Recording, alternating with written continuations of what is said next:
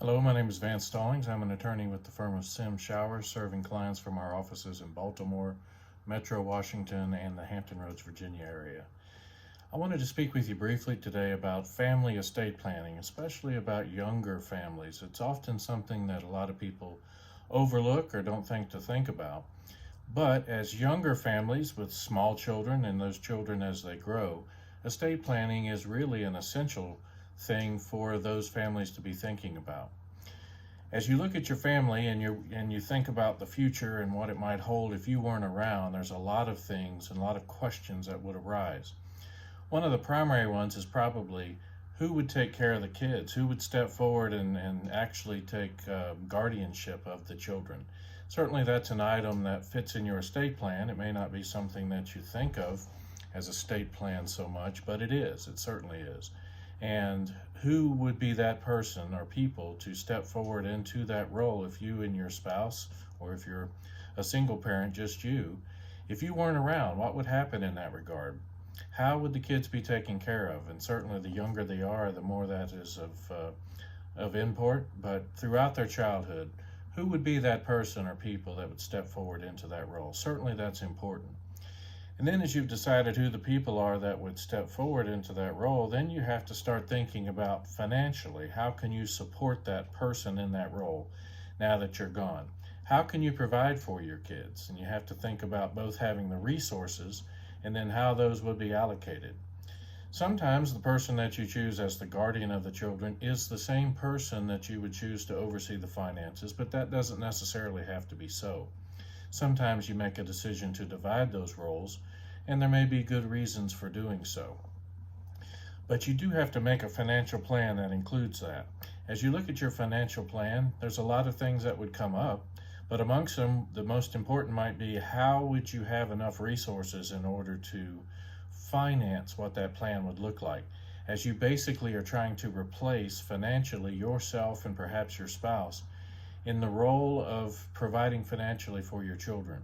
How would that look? Oftentimes, of course, life insurance is a big part of that, depending upon your circumstance. But you really need to sit down and take a look at what that would look like and how much of a resource do you need to put in place in order to achieve the goals that you would still have for your kids, even if you were unfortunately not still around personally to take care of it yourself.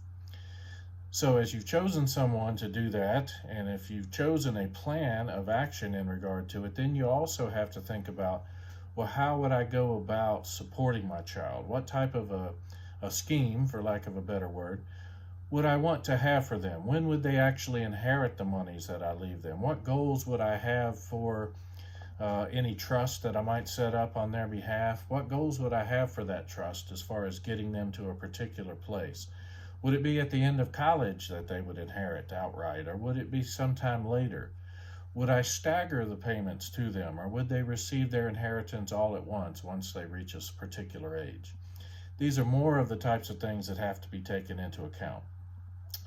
Another part of planning when you have children is that you also have to look at making sure that they're taken care of in instances where you're still around, such as when they go to college and are adults by age, but still have needs and such that you typically are stepping in to help take care of.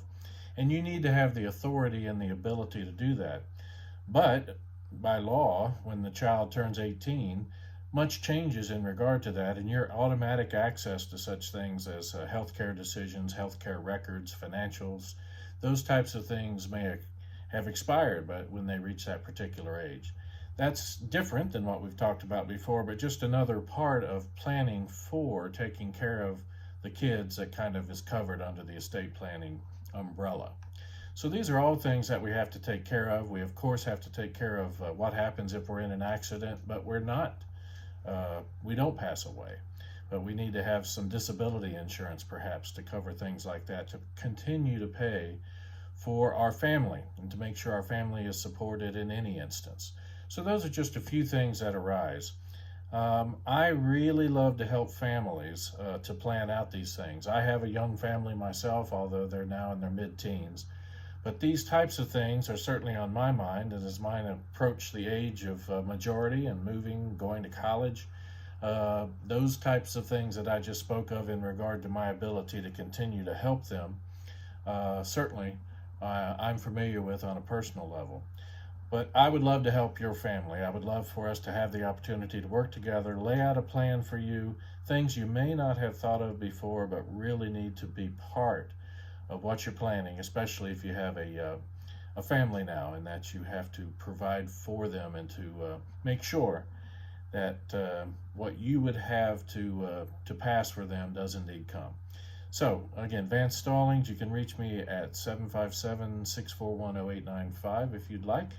And we're also on the web, and my email address, jvstallings@simshowerslaw.com. Thanks so much. I look forward to talking with you.